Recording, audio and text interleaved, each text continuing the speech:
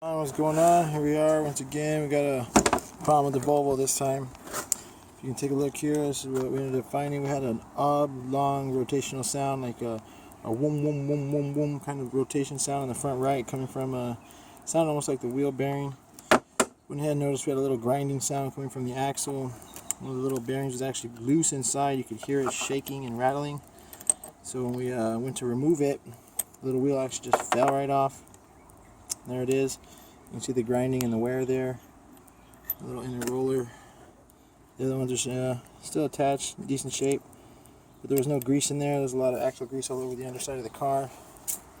We're going to be doing front and rear brakes, plus this axle. The customer thought it was a wheel bearing, so he brought us the bearing. We checked the bearing out. Bearing sounds okay. Pretty much to get to this axle, which wasn't too hard. It took about 5 minutes. We pre-soaked the axle nut in a penetrator. Use the impact. 2 strut bolts, 2 nuts.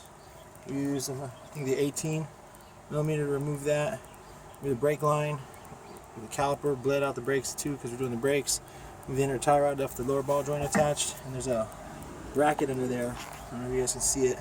There's a bracket in there that holds it in. It's 2 size 12 millimeter nuts. Remove that, or bolts. Remove those, and bam, popped it out with a hammer.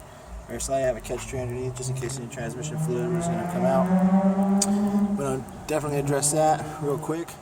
The customer also states he's got like a lack of power.